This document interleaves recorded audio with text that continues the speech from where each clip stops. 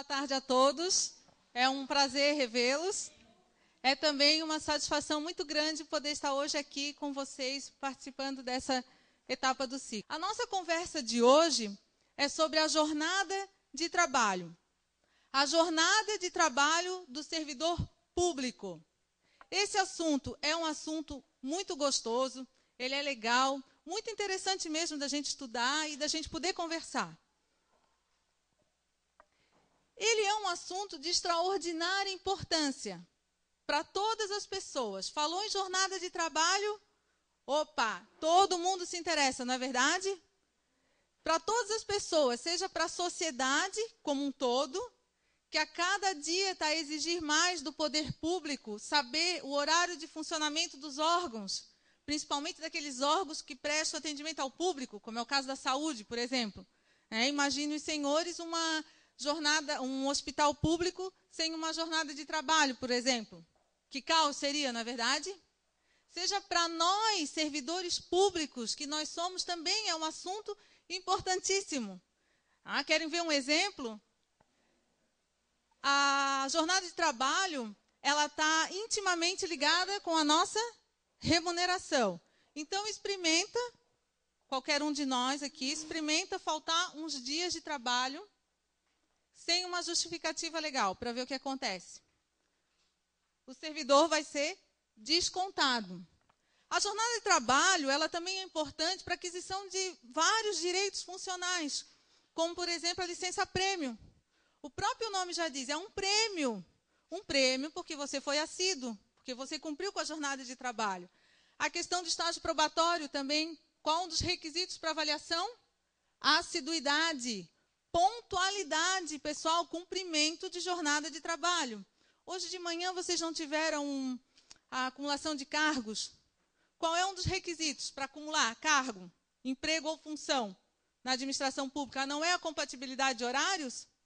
Então, tem que verificar a carga horária do servidor em cada atividade para ver se é possível cumular. Enfim, eu podia dar aqui inúmeros exemplos da importância da jornada de trabalho. Então, como é um tema bastante extenso, que tem muitos detalhes, eu tive que selecionar alguns tópicos para conversar com vocês hoje. Eu escolhi os itens com base nos questionamentos que são mais rotineiros, corriqueiros, que são feitos ao tribunal, seja por meio das consultas formais, que geram os nossos pré-julgados, ou até mesmo pelo telefone. O primeiro item trata do conceito do termo jornada de trabalho, a importância, só para a gente relembrar, não tem como entrar no assunto sem antes passar por essa parte do conceito. No segundo momento, eu vou abordar sobre quais são as normas que disciplinam a jornada de trabalho. Isso vai depender muito do regime jurídico adotado pelo ente.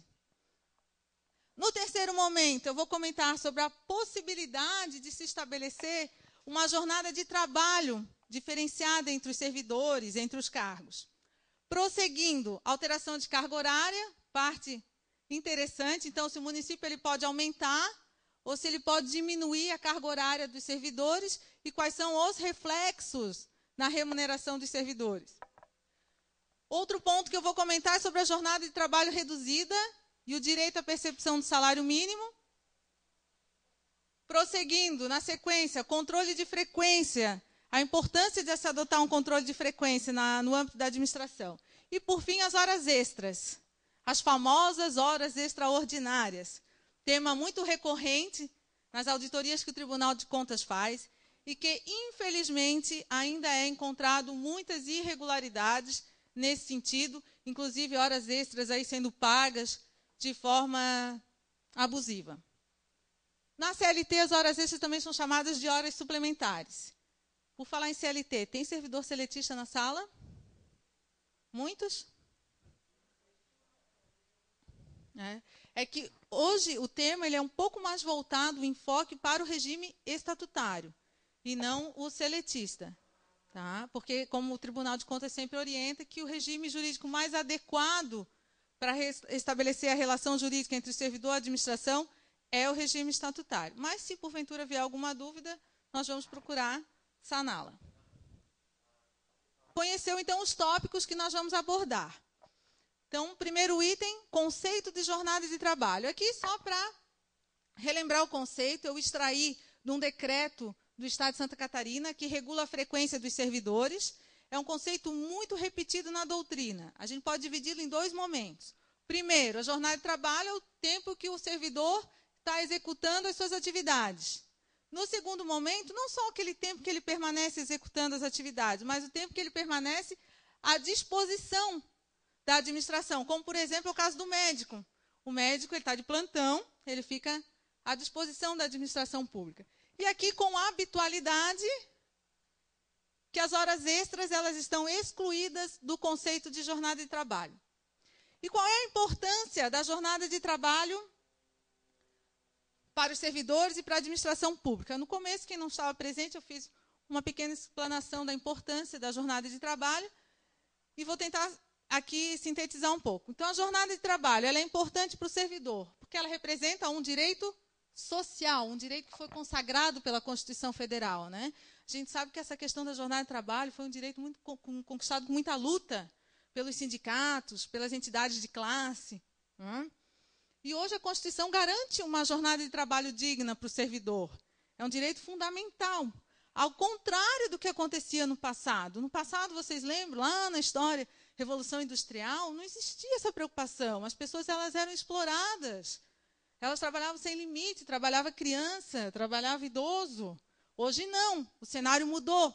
Hoje a gente fala muito em qualidade de vida, em lazer, em saúde.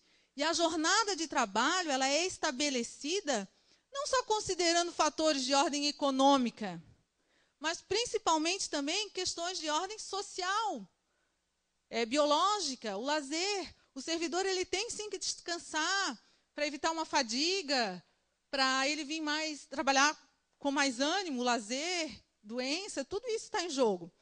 Tanto é que existem as leis federais, aquelas que regulam o exercício da profissão, elas limitam uma jornada de trabalho para certos profissionais, como é o caso dos técnicos em radiologia. Eles têm uma limitação justamente porque tem que preservar a saúde daquele servidor que está exposto àquela condição insalubre que o raio-x proporciona. A jornada de trabalho, ela também é importante para o servidor porque ela é um dever. Não é só porque ela gera direitos para o servidor que ela é importante. Não, porque ela gera dever. O servidor tem que ser assíduo. O servidor tem que ser pontual. Por exemplo, se o servidor não comparece ao trabalho por mais de 30 dias, o que acontece? Exatamente, abandono de cargo, abandono de emprego, pena de demissão. Como eu falei no início, a jornada de trabalho é importante porque ela reflete diretamente na remuneração. É com o cumprimento da jornada de trabalho que nós fazemos jus à nossa remuneração. Para a administração pública é importante porque é uma ferramenta de controle. A administração pública, então, pode aferir a efetiva prestação do serviço prestado pelo servidor e porque ela permite a apuração da liquidação da despesa. É por meio da jornada que você vai verificar a comprovação da despesa com o pessoal. Até aqui tranquilo, né? Então, nós já conhecemos, relembramos o conceito e a importância. Agora vamos conhecer, quais são as normas que disciplinam a jornada de trabalho. Toda jornada de trabalho, está estabelecida numa norma. A primeira que eu trouxe é a Constituição Federal, da hierarquia das normas. Então, a Constituição Federal, ela estabelece regras gerais sobre a duração da jornada de trabalho do servidor, 8 horas diárias, 44 horas semanais, todos nós sabemos. As leis orgânicas, em geral, elas reproduzem o texto da Constituição Federal, limitando uma duração de jornada máxima. Se o município tiver estipulado o regime estatutário para reger a relação jurídica do servidor, a jornada vai estar no estatuto ou no plano de cargos, carreiras e vencimento. Se adotar o regime de emprego público, que é o caso dos servidores que tem aqui também na sala, CLT. E o regime administrativo, quem estava ano passado na sala, nós falamos sobre regime jurídico. Regime administrativo é aquele, por exemplo, que se destina a reger a relação jurídica entre o contratado temporário e a administração pública. Então, a jornada de trabalho vai estar prevista nessa lei que estabelece a contratação temporária do ACT. E também podia destacar aqui as decisões judiciais, né? Que às vezes elas vêm aí em baralho a cabeça, mas que tem que ser aplicada ao caso concreto. Conhecemos as normas, agora vamos trabalhar a questão da possibilidade de se estabelecer uma jornada de trabalho entre os servidores, diferenciada. É possível ter jornada de trabalho diferenciada entre os servidores? Sim, é perfeitamente possível. Por quê? Porque ela é estipulada considerando vários fatores. Quantidade de servidor, as atribuições, a complexidade de cada cargo, né? O volume das atividades, atendimento público, enfim. Então, nós temos jornada de trabalho 10 horas, 20 horas, muito comum no caso do magistério, 30 horas, 40 horas e 44 horas semanais, que é o limite da Constituição. A jornada de trabalho ela pode variar em função da categoria profissional. Como nós sabemos, existem categorias profissionais que têm uma carga horária reduzida em relação às demais, como é o caso dos profissionais da saúde, médico, dentista, fisioterapeuta, terapeuta ocupacional, assistente social. Fora da saúde também tem engenheiro, muito bem lembrado, Isabel, advogado e vários outros. Então, para essas categorias profissionais, existem as leis federais. As leis federais que regulam o exercício da profissão. Elas vão estabelecer o piso e a jornada de trabalho. Então, a grande questão aqui é saber qual a lei que eu vou aplicar no município para regular a jornada de trabalho do servidor público municipal. É a lei federal, que regula o exercício da profissão, ou é a lei municipal, o estatuto? Qual a lei? Muito bem, o estatuto. Por quê? Porque compete ao município estabelecer a jornada de trabalho, né? Vem aquela questão da competência constitucional do município poder se auto-organizar com relação ao seu serviço, com o seu pessoal. Então, questões relativas a pagamento de pessoal, jornada de trabalho, regime jurídico, carga horária é um elemento do regime jurídico, é competência do município. Então, cabe ao município estipular a lei, estipular a jornada de trabalho do município. Mas nada impede que o município possa adotar, na verdade, a legislação federal. Nesse caso, ele edita uma norma e adequa. Vocês não tiveram aqui problema com as assistentes sociais em 2010? Tiveram? O que aconteceu em 2010? Né? A lei federal alterou a jornada de trabalho das assistentes sociais, passando para 30 horas. Então, muitas requereram administrativamente e o município tinha autonomia para indeferir, permanecer 40 horas, se assim tivesse previsto no estatuto. Muitas recorreram à esfera judicial. Muitas ganharam em sede liminar. Aí, no caso, se tiver uma decisão judicial, vocês vão ter que adequar em razão do cumprimento da decisão judicial. Se não, pode também ser que o município tenha na sua própria lei uma regra que diga que aplica a lei federal. Então, a aplicação da jornada é prevista na lei, dada a autonomia do ente federado. Eu trouxe só para visualizar, eu gosto sempre de dar os exemplos. Foram 2 casos que foram parar na justiça. Não precisa ler, eu vou comentar o caso. O primeiro deles foram 2 advogadas do município. O estatuto previa 40 horas. E elas queriam a redução para 20 horas, que é a carga horária que está prevista no estatuto da OAB, que é a lei federal. Tribunal, inclusive, elas queriam, aquele tempo que elas trabalharam a mais das 20, elas queriam um pagamento de hora extra. O Tribunal de Justiça não acolheu o pedido delas, justamente isso que nós estamos falando. É competência do município estipular a jornada de trabalho do servidor. Muito bem. Ótimo. Vamos passar agora para a alteração da carga horária. A alteração da carga horária é assunto de interesse local, estamos falando sobre isso agora. Né? Então, assim como compete ao município estabelecer a carga horária, compete ao servidor, compete ao município alterar a carga horária também. E essa alteração no regime estatutário, ela ocorre de forma unilateral, sem precisar da anuência do servidor. Por quê? Porque não há direito adquirido a regime jurídico. O Supremo Tribunal Federal já bateu nessa tecla há muito tempo. Não há direito adquirido a regime jurídico. E a jornada de trabalho, carga horária, é elemento do regime jurídico. Salvo, é claro, se a lei dispuser de forma contrária, permitir ao servidor optar. Eu trouxe também um exemplo que aconteceu muito na União. quando a União, vocês lembram, lá em meados de 1990, a União ela era seletista e passou para o regime jurídico único. Então, eles eram seletistas 6 horas, passaram para estatutário 8 horas. O que aconteceu?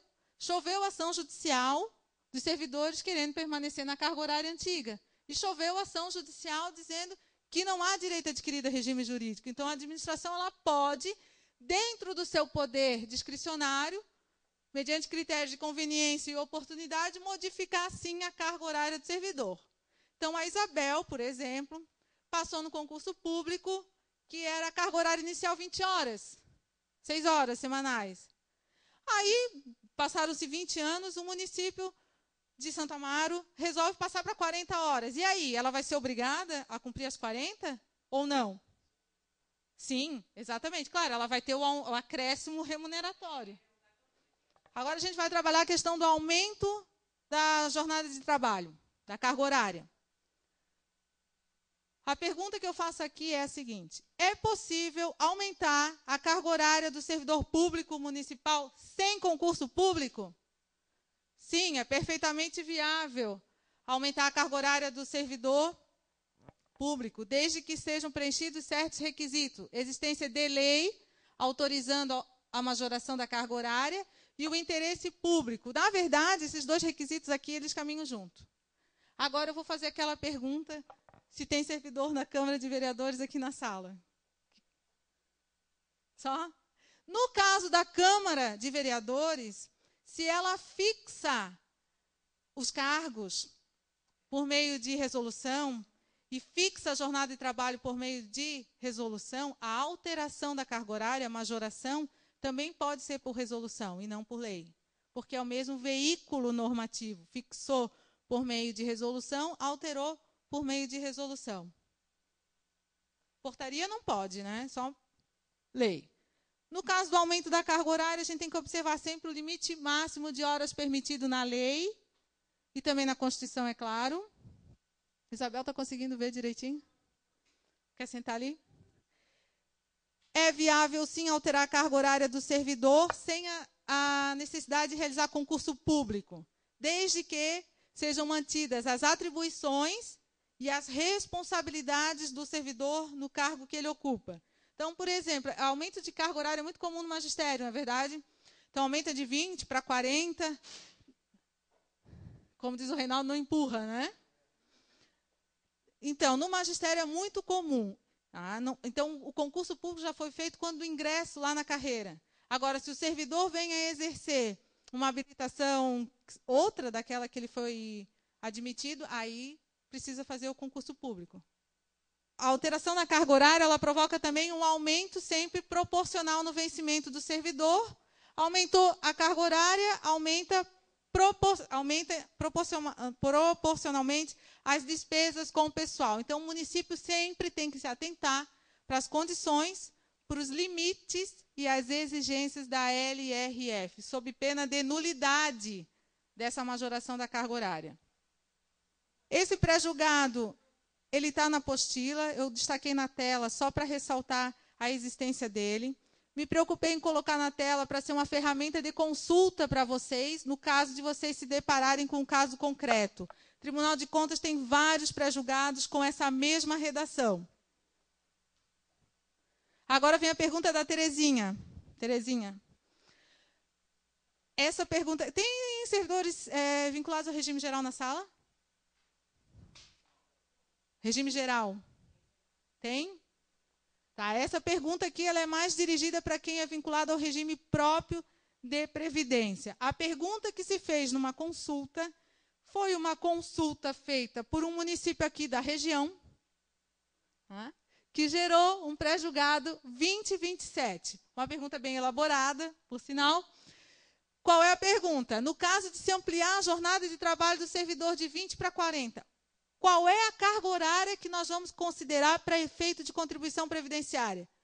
Qual é a carga horária que a gente vai considerar para efeito de aposentadoria?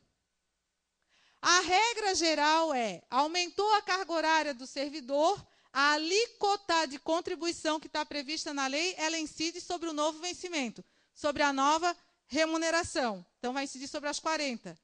Se o servidor contribuiu pelas 40, qual é a carga horária que vai servir para efeito de aposentadoria? As 40 e não as 20 do concurso público. Ótimo, tá? Viu? Ó, já estamos com uns 20 a 3, né? Só deixa eu responder a dela, já respondo a tua. Se tem que haver uma carência, se a lei do município não prevê nada, vai valer as 40. Mas aí vem aquele caso, mas Ana, não é injusto, o servidor trabalhou a vida inteira 20 horas. Chegou no último ano, ele passou para 40 horas. Último mês, o Instituto de Previdência vai arcar? O que deve ser feito? O município ele pode editar uma lei, uma norma, estabelecendo uma média aritmética, não é aquela média da Lei Federal 10.887/2004 para quem tem regime próprio. Tá? Uma média aritmética da carga horária do servidor. O Estado fez assim o pessoal do magistério, os últimos 3 anos. Aí você vai ter aquela carga horária e vai utilizar para efeito de aposentadoria. Eu não vou entrar na especificidade das regras de aposentadoria aqui, né, paridade, mas deu para entender, né? Essa questão da lei, eu gosto sempre de ressaltar isso. É importante que o município, ao editar a lei, ele procure abarcar todas as situações. Quando a lei ela é omissa ou ela é mal redigida, ela dá brechas a uma interpretação errada. Então, para esses casos como o dela, no último mês, então pode fazer uma média. Pessoal, assim como é viável aumentar a carga horária de trabalho do servidor, é viável também reduzir a carga horária. Mas a redução, ela sempre tem um caráter restritivo, em razão da irredutibilidade dos vencimentos, garantia constitucional, e também da supremacia do interesse público sobre o privado. Também tem que ser observado alguns requisitos, como a existência de lei e a necessidade do interesse público. Vale aqui a regra para a Câmara também. Agora, a gente tem que fazer uma distinção. Como é que fica a remuneração do servidor, no caso de uma redução? Aí depende. Muito bem, depende. O interesse é de quem? É do servidor? É parte da onde? Da administração? Então, nós temos essas situações. No caso da redução da jornada, ela acontecer por razões de ordem estritamente interesse público da administração, permanece inalterada a carga horária do servidor. Exemplo muito... O que eu falei? Ah, vocês entenderam? Remuneração, era uma pegadinha para ver se vocês estavam prestando atenção. Então, permanece inalterada a remuneração. São muitos anos de Tribunal de Contas trabalhando com o Reinaldo. Agora, outro caso, outra consequência, é se o servidor pede. Aí também a gente faz uma diferença aqui. Se o servidor pede no interesse dele, estritamente particular, aí pode sim ocorrer a redução em caráter excepcional dos vencimentos, da remuneração. Agora acertei, né? Então, no caso de ser estritamente particular, a iniciativa do servidor, por exemplo, ele tem um filho excepcional, pode reduzir a carga horária com a redução proporcional. No caso de ser interesse do servidor, por exemplo, ele quer fazer um mestrado, uma pós-graduação, e esse curso, as atividades são afins, tem a ver com a atribuição do cargo dele. Então, a administração ela vai ser beneficiada com esse servidor. Aí, permanece inalterada a remuneração do servidor. O que a administração pode fazer é uma compensação de horários ou até mesmo dispensar o servidor naquele dia que ele tem curso. Acontece muito para quem faz mestrado. Pré-julgado 1925, também na apostila, me preocupei para colocar para vocês pesquisar. Se vocês se depararem com um caso concreto e quiserem o teor desse pré-julgado, liga que a gente disponibiliza para vocês, com o maior prazer. Chegamos ao item 5. Jornada de trabalho reduzida e o direito à percepção do salário mínimo. Regra geral, qual é? Remuneração é paga considerando a carga horária, proporcional à carga horária. Exceção. A exceção se dirige àqueles servidores que têm carga horária de 10 horas, 20 horas. Exemplo clássico, professor de música, professor de artesanato. Nesses casos, é assegurado ao servidor, a título de remuneração, a percepção do salário mínimo. No caso do município estabelecer o piso e o piso é superior ao salário mínimo, vale o piso. Eu sei que é polêmico, que pode parecer injusto do ponto de vista que se vê. Porque se eu tivesse 10 horas, no cargo com 10 horas, eu ia achar justo. Se eu tivesse no de 40, eu poderia achar injusto. Né? O Supremo ele tem uma súmula vinculante 16, nesse sentido que é sobre a remuneração. Isso vale tanto para... Eu pulei aqui, ó. Isso vale tanto para a regra de aposentadoria como para a pensão. Pois não?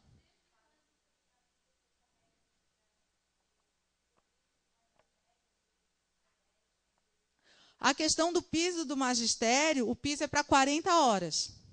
Se é 20 horas, é metade. Correto? Não, mas aí o caso do magistério...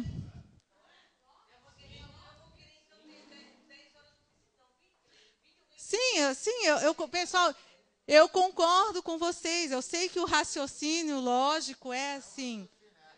É a realidade, justamente, né? Mas o que eu quero passar para vocês é o que a Constituição permite. Pré-julgado 2063, não está na apostila, mas se quiserem anotar. Se eu não me engano, também é de uma consulta aqui do pessoal da região. Esse pessoal da região. Controle de frequência.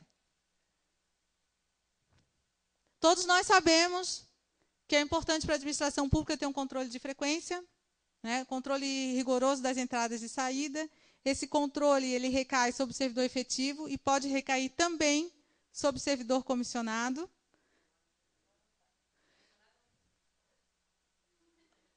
Assim, com todo respeito, né, Isabel? É temerário a gente dizer assim, carro comissionado não precisa. Se no município tiver uma regra que dispense o comissionado do controle de frequência, tudo bem.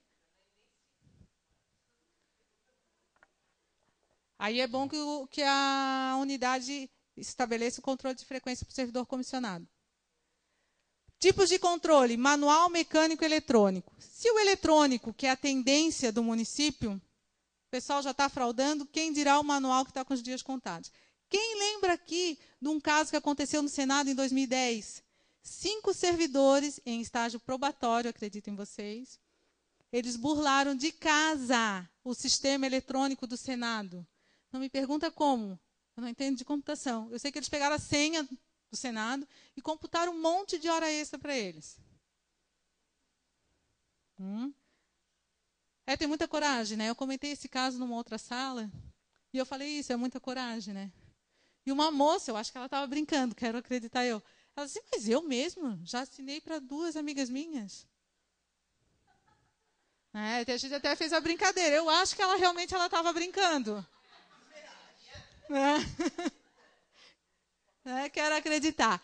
Alguém viu aquela reportagem? Eu não sei se foi no eu não sei se vocês viram, eu não sei se foi no Fantástico, uma reportagem que no Japão eles fazem o controle nas empresas privadas de frequência pela íris.